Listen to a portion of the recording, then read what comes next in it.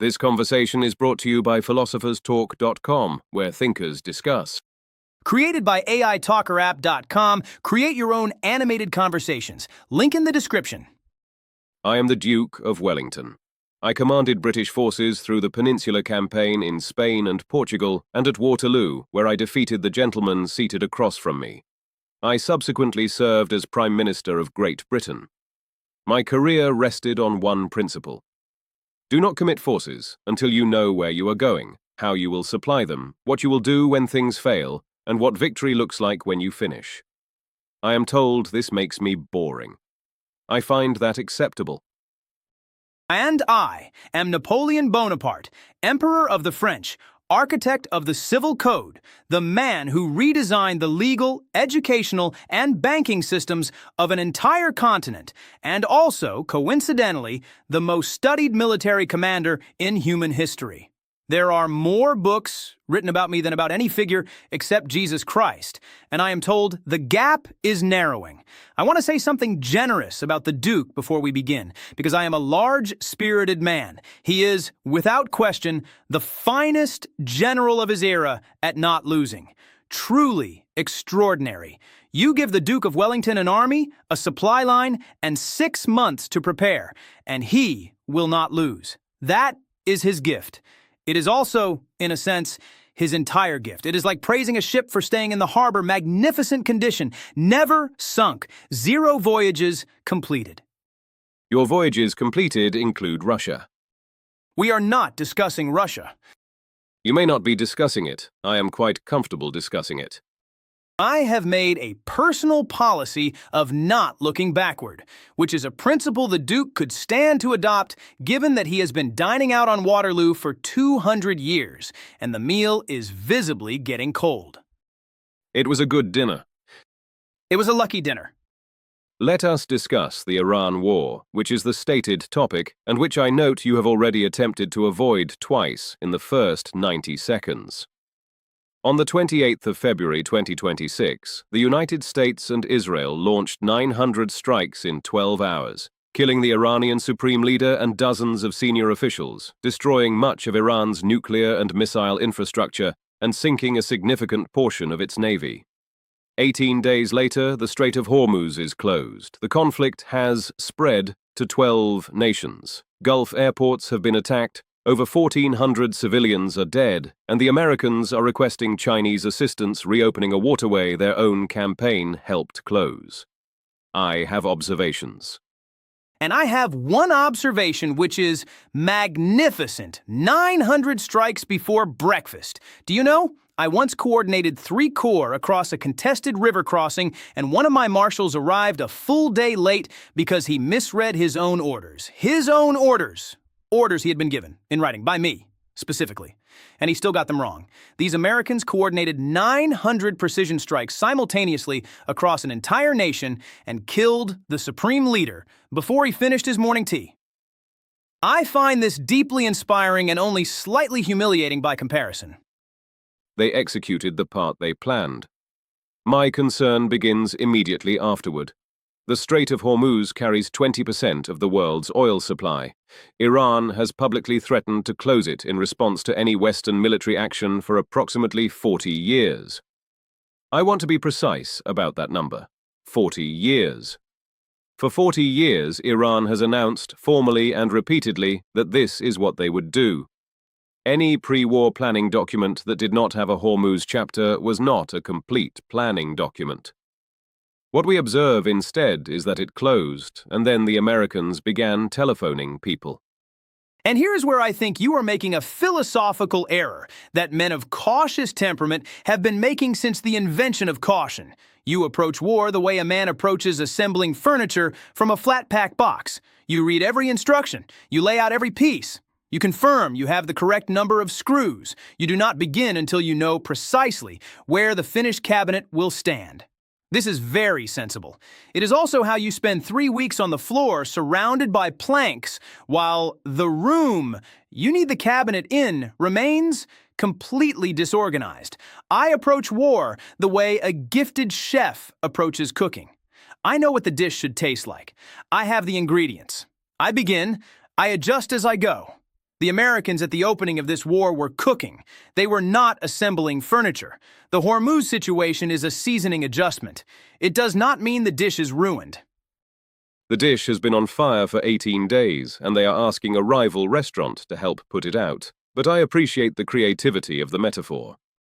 Thank you. I thought of it just now. The Strait of Hormuz was not an unpredictable consequence. It was the entirely predictable response of a nation that has spent 4 decades planning for exactly this contingency. Any serious pre-war analysis would have included 3 things: a plan to keep it open by force, a plan to manage the economic consequences of its closure, or a coalition specifically assembled to address it.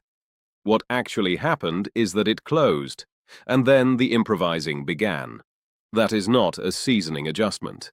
That is discovering halfway through dinner that you forgot to turn the oven on. Ha! That is actually a good one. I will grant you that. But let me push back, because I think you are treating an intelligence failure as a strategic philosophy failure, and these are different things. The Americans intended to be so fast and so overwhelming that Iran's ability to execute any coherent response, including Hormuz, would be eliminated in the first hours.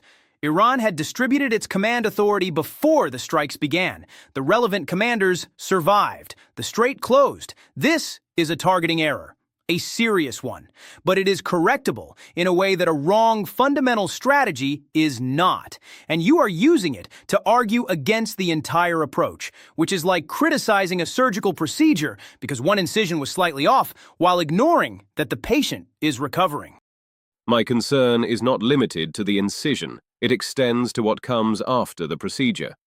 I spent time in the peninsula not merely winning battles, but constructing a situation in which each victory made the next more achievable and the eventual political resolution manageable. What is the sequence here? The strikes succeed. The nuclear program is degraded. The navy is sunk. The supreme leader is dead. A nation of 90 million people is now leaderless, furious, and reportedly in possession of missiles that Iran's own military spokesman has confirmed have not yet been fired. What happens next? Not militarily. Politically, who governs Iran in 6 months? Who designed that outcome? You know, when I was in Egypt, people asked me exactly this question. What happens next? What is the political plan? And I said, we will see, because Egypt was a magnificent adventure with lasting scientific implications. We discovered the Rosetta Stone. We did not plan to discover the Rosetta Stone. It was simply there, and we found it because we went. Sometimes you go somewhere and you find something wonderful you were not looking for. And sometimes you find several thousand very angry local soldiers and a British naval commander named Nelson who sinks your entire fleet while you are examining ancient artifacts. And then you quietly return to France and become emperor through a completely unrelated political process. But the point is, you must go. You cannot plan your way to greatness from a desk. You are citing the Rosetta Stone as a strategic success, while admitting that you abandoned your entire army in Egypt and sailed home without informing them. I went to assess the strategic situation from a different geographic vantage point. You left in the night. Leadership sometimes requires geographic flexibility. You left in the night without telling them. They were very capable soldiers. They managed. They surrendered to the British 2 years later. Back to the Strait of Hormuz, which I regard as genuinely important rather than a rhetorical point. The American Fifth Fleet operates out of Bahrain, which is inside the Persian Gulf, which is behind the now closed strait. Sustaining a long air campaign requires continuous resupply of fuel, ordnance, and equipment. A closed strait means every resupply route must go around the Arabian Peninsula, adding days and thousands of miles to every logistics chain. Iran chose the one choke point that creates maximum economic and military pressure at minimum cost to themselves. This was in their plan. It should have been in the American plan. The evidence suggests it was not weighted appropriately, and that gap between what Iran planned and what America planned for is what Day 18 looks like. I will acknowledge the Hormuz logistics burden is real. and was underweighted. I concede this fully, which I mention because I do not concede things fully very often, and I want it noted. However, my concession is about execution, not about fundamental strategy. The window to act against Iran was real. Iran was at its weakest in 4 decades. The protests in January had shaken the regime. The proxies in Lebanon had been degraded. The military had been damaged in the June 2025 strikes. Every month of delay was a month in which those conditions could reverse. The Americans identified a closing window and walked through it. They should have had a better Hormuz plan. They should not have waited 6 more months for a better Hormuz plan while the window closed. That is my position, and I believe it is correct. The window question is worth debating. We will debate it in part 2, where I intend to make the case that acknowledging a window does not mean diving through it without knowing what room you are entering. The room, in this case, appears to be on fire, contains 12 nations, and has a blocked exit. That was foreseeable. It was apparently not foreseen, and that failure is the pattern I have been describing since part 1 began. This debate continues in part 2, where I will explain why cautious men are always right about the problems and never responsible for the solutions, which is an extraordinarily comfortable position, and also the Duke of Wellington's entire career summarized in one sentence. Subscribe to philosopherstalk.com for part 2. The Emperor will be very dramatic about it. I will continue being correct. History suggests these are not the same activity.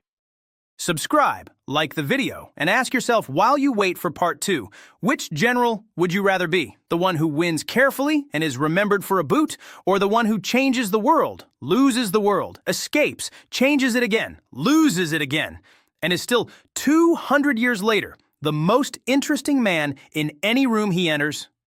Including rooms on islands in the South Atlantic. Subscribe.